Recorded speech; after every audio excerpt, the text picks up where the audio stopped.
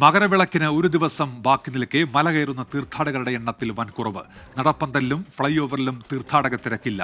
ഒരു മിനിറ്റിൽ 18-ാം പടി കയറുന്നത് പരമാവധി 50 പേർ മാത്രമാണ്. രാഹുൽ സുരേഷ് ഇപ്പോൾ സന്നിധാനത്ത് നിന്ന് വിവരങ്ങളുമായി ചേരുന്നുണ്ട്. രാഹുൽ, സന്നിധാനത്ത് ഭക്തജന തിരക്ക് കുറയുകയാണോ? എന്തൊക്കെയാണ് വിവരങ്ങൾ രാഹുൽ?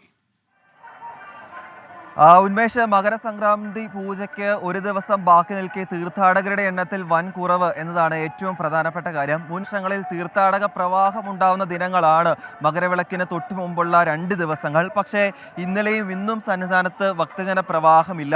ഇന്നലത്തെ കണക്കുകൾ നോക്കുകയാണെങ്കിൽ 62,000-ഓളം ആളുകൾ മാത്രമാണ് ദർശനം നടത്തിയിട്ടുള്ളത്. ഇന്നത്തെ കണക്കുകൾ നോക്കുകയാണെങ്കിലും ഏതാണ്ട് ഒരു മിനിറ്റിൽ 45 മുതൽ 50 വരെ തീർത്ഥാടകരാണ് 18-ാം പടി കയറുന്നത്. സാധാരണ 80 മുതൽ 90 തീർത്ഥാടകർ വരെ 18-ാം പടി ഓരോ മിനിറ്റിലും കയറിക്കൊണ്ടിരുന്നതാണ്. അതിലാണ് ഒരു കുറവ് വന്നിട്ടുള്ളത്. എന്താണ് തീർത്ഥാടകരുടെ എണ്ണത്തിൽ ഇങ്ങനെ ഒരു കുറവ് വരാൻ കാരണം എന്ന കാര്യത്തിൽ ഒരു വ്യക്തത വന്നിട്ടില്ല. നേരത്തെ ദേവസ്വം ബോർഡും പോലീസും കൂടുതൽ നിയന്ത്രണങ്ങൾ ഈ ദിവസങ്ങളിൽ ഉണ്ടാകുമെന്ന് പറഞ്ഞിരുന്നു. ഇനി അതുകൊണ്ടാണോ ഈ തിരക്ക് കുറയാൻ എന്നതിൽ ഒരു വ്യക്തത വന്നിട്ടില്ല. എന്താണെങ്കിലും പോലീസും ദേവസ്വം ബോർഡും അത് പരിശോധിക്കുന്നുണ്ട്. പോലീസിനെ സംബന്ധിച്ചിടത്തോളം ക്രമസമാധാന ചുമതല നിർവഹിക്കുന്നതിൽ എളുപ്പമാണ്. കാരണം തിരക്ക് കുറഞ്ഞത് അവർക്ക് ആശ്വാസമാണ്.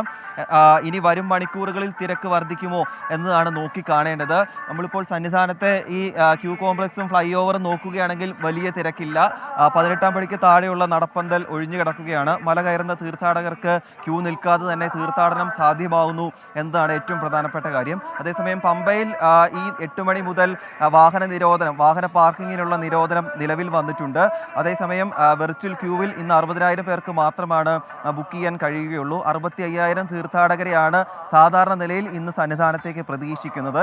എന്താണെങ്കിലും ഈ രാവിലെ തിരക്ക് ഒഴിഞ്ഞു നിൽക്കുകയാണ്. ഉന്മേഷ്, രാഹുൽ സുരേഷാണ് സന്നിധാനത്ത് നിന്ന് വിശദാംശങ്ങൾ നൽകിയത്.